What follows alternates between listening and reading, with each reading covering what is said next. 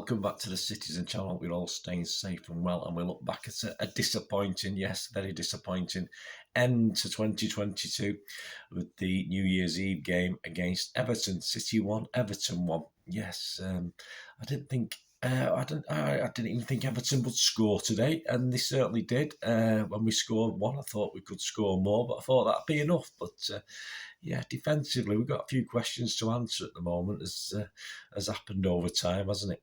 So we'll have a look back at this anyway with the match report, stats and facts. Please, if you are new to the channel, push that subscribe button, push the bell notifications. It'd be great to have you on board. City past, present, and forever. Lots more cheerful ones than this will be, that's for sure. I can tell you that now, but please join us. And if you are pushing buttons or you're not pushing buttons, just push that little button, that little like button, that little thumbs up button. Make a cheer up an old City fan. And if you're not cheerful yourself, it'll make you feel better as well. So that'd be great. Anyway, let's get on with this. Yes, I always do a prediction on my preview show of the team. Please check out my player rating show as well, which includes Simon Bukowski of the Manchester Evening News. We do differ on a few players, I must admit. And yes, I've been a little harsh on some, I think, but I don't think unfairly so. But anyway, the team, I got 7. I got 7 out of 11. Not great, not the greatest, but we only made one change to the Leeds game, which was a bit surprising. Of course, Edison, Lewis. It's nice to see Lewis getting another start, but what's he going to do? Stick Walker in against Chelsea? Or is he going to carry on with Lewis? I just don't know. I don't know Pep's mind who does, but I think Walker needed a bit of time on the pitch before they shove him in against Chelsea. We'll have to see, won't we? So Edison, Lewis, Stones, Akanji again. No surprise, he's not letting us down, but of course Laporte's still waiting in the wings. Aki again as left back, so no Cancelo. So of course Pep must have seen the light or fell out with him, that's for sure. Roderick, KDB, and yes, Bernardo. So that was nice to see, because I was obviously a bit worried about him not playing against Leeds, but he did appear in this. But on the basis of it, was he probably best to have left him out and put Gundo in? But hey, there you go. Bernardo, Mahrez again, and Grealish. There you go. Those two players, before the World Cup break, we probably would have cringed a little bit if they're in our starting lineup. But all of a sudden, they're in two of Pep's favourite players, aren't they, all of a sudden? Perhaps not after today, we'll have to see. And of course, if Haaland's fit, he plays. Simple as that. The referee, yeah, I'm not going to dwell too much on the useless, absolutely rubbish Andy Madley, or Madeley, however you pronounce his name. He's just another of these, not inexperienced, but lacking experience referees. We got rid of a few, well, 2 or 3 sort of seasoned ones who were pretty rubbish, and we've got some younger ones coming through who are just as rubbish, if not worse. So there you go. The only thing we can say about the reffing and the VAR yesterday was that VAR didn't particularly have to get involved, although I wouldn't have minded it getting involved a couple of times. If they were trying to chalk off City goals, it never happened. So there you go, Andy Madley. Yeah, we'll not touch upon him too much. Lee Mason was on VAR, but I think he had quite an easy afternoon at Stockley Park. On to the match report. Yes, 2 minutes. I don't often see Haaland go down and stay down, so it is a little bit of a worry. I don't know him too well yet. But he was okay, a bit pissed off, but he seemed okay to carry on. He sort of used that anger for the rest of the first half. 11 minutes, yeah, interesting enough. Excuse me, a bit of a cough and obviously sore throat after the game today.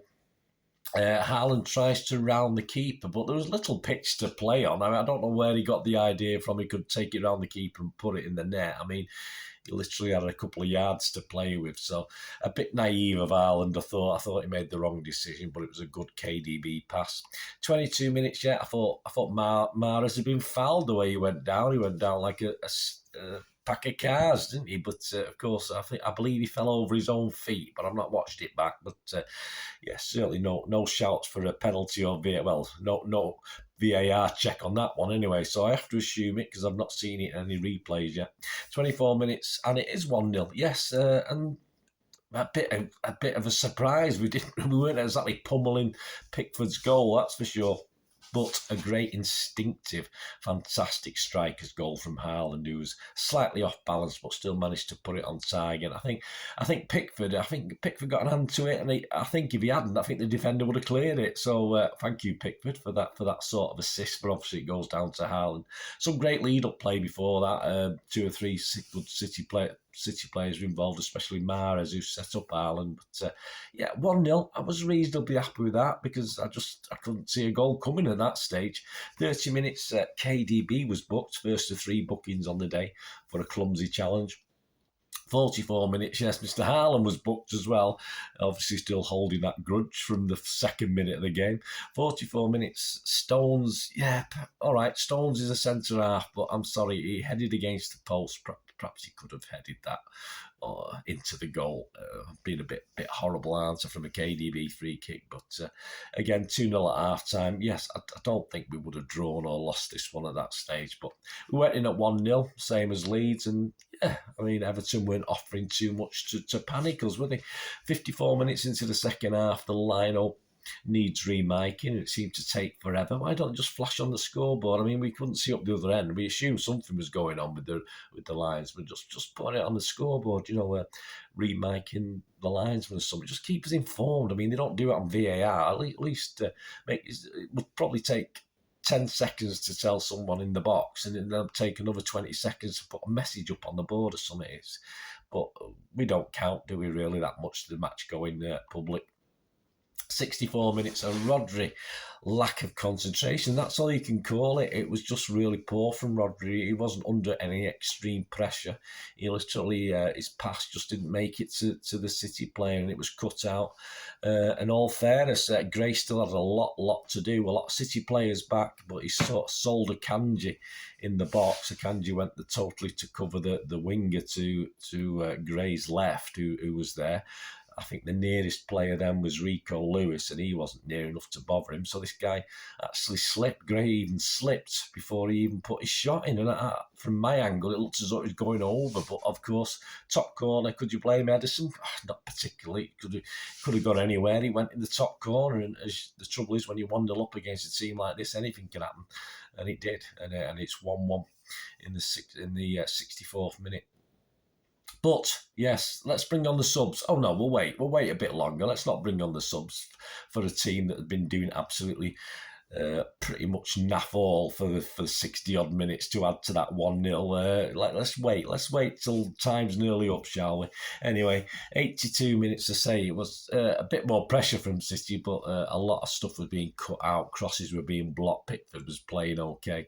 There's a bit of pinball in the Everton box in 82 minutes, probably the closest we came to a second goal at that stage, and KDB fluffed his first shot, and I think he had a good shot saved. And then I think Mahrez tried to sort of side foot it in, picked his spot, but unfortunately that was blocked as well. So he got away with that one. 86 minutes. Edison had to be a little bit awake because to stop a fizzing cross on a rare Everton attack. 87 minutes. Of course, we had the substitutions then with 3 minutes left. Perhaps Pep knew there was another 11 minutes going to be added to it. I'm not too sure. He'd given 14 minutes. 14 minutes to change the game. It should have been on earlier. Absolutely ridiculous from Pep as usual, but we know Pep. We have to be used to him doing. That's what he does. At times he doesn't make substitutes when he should make substitutes. Foden, Alvarez and Gundo came on for Grealish, Bernardo and Lewis, and we had 11 minutes injury time. And apart from what I thought was a chance for Rodri, which I think he should have got his head on. I think he should have got his head on and put it towards goal, which he either glanced it wide or he totally missed it. I'm still not convinced after watching the replay, but either way, for a big lad, his heading's not always that great, is it? Which is a bit disappointing because he's a big unit. He should be able to get his head on it a little bit better. So from giving the ball away for the eventual goal, from missing a chance to be an Arsenal hero, if you like he did at Arsenal last season where he scored in the last minute. Like he was a bit of a hero against Leeds to put us 1-0 up at half time. He fluffed his lines this time, unfortunately, but we can only say he was, it was poor today. I'm not sure. I can't say for how well he played against Arsenal back on New Year's Day last year. I can't say how well he played against Leeds. All we know is I think he let himself down and let us down today. Match stats, please check out my player ratings for a full view on that one. The match stats, yes, 6 shots by City, just 16. 3 on target, that's not good, is it? And there's blocks, of course, which don't count. Everton, 2 shots, 1 on target. Back to the good old days. Possession 75% for City. Passes 663 for us, 232 for them. Accuracy of passes 90% for us, which is okay. I think it was about 92, 93% against Everton last season. 78% for them. Fouls 13 by us, 14 by them. Yellow cards 3 for us, 4 for them. Offsides 3 for us, 2 for them. Is Jesus back? There's only 3 offsides for City. What's going on? But Jesus must be back. Corners 7 for us and 1 for them. And the XG philosophy at XG philosophy on Twitter. My thanks to them. City 2.07. So we underperformed, obviously. And Everton's was a cracker, 0.08. So well done, Everton. You certainly improved on what it should have been. So our overall record now at home to Everton, we've not increased the old win column. We played 90, won 49, drawn 22 and lost 19. And yes, just to sum up, let me know what you think, guys. Let me know what you thought of the game. I'm recording this about 2.5 hours after the game. So as I say, I'm not going to sit through that garbage again. I mean, 2023's got far too much ahead to do things like that. But yeah, I think at 1-0 this should have been over. Once we scored that goal, I don't think we should be losing this. I don't think we should be drawing it. We should have been capable of increasing the lead against what is, let's face it, a very, very poor Everton team. I said in my preview show, if I let a goal in, I will be very disappointed in my preview and odds show. I didn't expect Everton to score at all. I couldn't see it. It took quite a special goal, obviously, but a special goal that was really our fault as well to let it happen.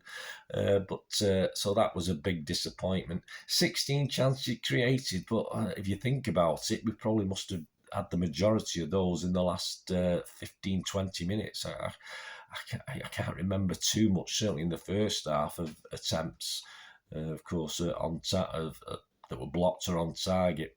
And this, don't forget, as I said, is one of the poorest Premier League teams at this point in time, form-wise. The manager's expected to be sacked next. He's one of is the favourite to be the next Premier League manager to leave his post. I just don't think we were clinical or passionate enough today. Too many players weren't, and I think our best players were our defensive players, which, against a team that had 2 shots against us in 104 minutes, including all the injury time, it can't be good, can it? If your best players are your defence, and yet they've not had to do much defending, I think it just generally shows what a really poor general team performance it was. I'm not with this thing about players not trying, but at the end of the day, I want players to at least step up, and I didn't particularly see that sort of aggression from Haaland, perhaps not channeled correctly sometimes, and he was sort of at one stage trying to get the fans up for it as well. But I did say in the player rating show, well, show that to his fellow team player. I didn't see any the passion that I've seen from KDB recently. I didn't see much of that. The frustration, I like to see a bit of frustration as well. Even frustration's good, and I really didn't see that today. I say KDB had one of his quieter games for a long time. At least when he's not hitting the spot, you can rely on him to be all over the pitch and be fully committed. I'm not overly sure too many of those players really give it a good go today. This is our second league game, of course, back from the World Cup. They should be pulling up trees to do the stuff, shouldn't they, really? So we're 7 points behind Arsenal, and they play Newcastle on Tuesday. It's a game I want to watch. Well, I did want to watch it. I'm not really in the mood to watch football at the moment after watching that so-called game of football today. But we'll see. We'll see how I feel on Tuesday anyway. So if we'll be 10 points behind Arsenal if they beat Newcastle on Tuesday. No guarantee that will happen. But and with City, with far, far tougher games to come. We're certainly wounded. Those wounds will fester, whether they will turn a lot worse, we're going to have to pull our fingers out, aren't we, over the next few games? We've got some. This was one of our easier games, Everton at home. This is one of our, if you like, nailed on 3-pointers compared to some of the other games we've got coming up. So we're going to have to do a lot better, starting, of course, with the league match at Chelsea at Stamford Bridge next week. So you got a couple of cup games thrown in there, and then I think there's something, a game across the road, isn't there, or something, playing some team from down the road who probably think they've got a chance this year, and why not? Why not? They're certainly in better form than we are at this point in time. But there you go. We need to show some consistency. Of course, it's not terminal, but we need to start putting a run together of wins if possible, and more the merrier. Because even the bookies now, sort of the gap between Arsenal and City as far as the bookies are concerned is getting closer and closer now. If things don't go well before the end of January, I can see Arsenal turning into the favourites to win that league title, and the bookies don't very rarely get it wrong, and I can't disagree with them. I can't disagree with that at all. Anyway, as I said, please check out my player rating show. Quick look at Everton. They're dire, aren't they, Everton? I mean, of course, the fans will love the point. All credit to them.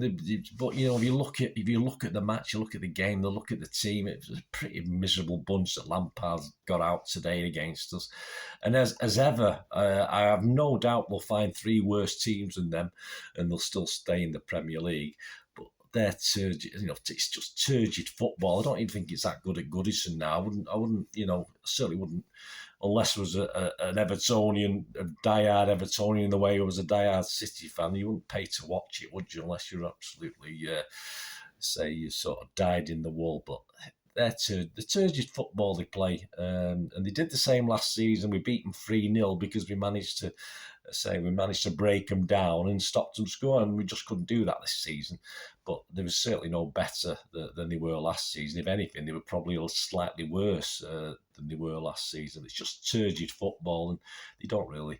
They're overdue a relegation, but I don't think it'll ever happen. But sometimes that sort of turgid, horrible football deserves that. No offence, Everton, but it's true. And I'd say the same if it was my team playing that sort of stuff. So please check out our player ratings.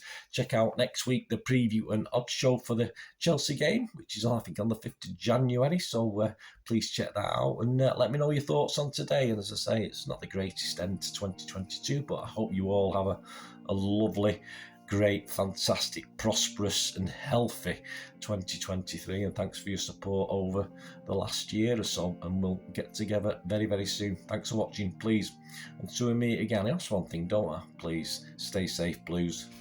Come on, City. Bye for now.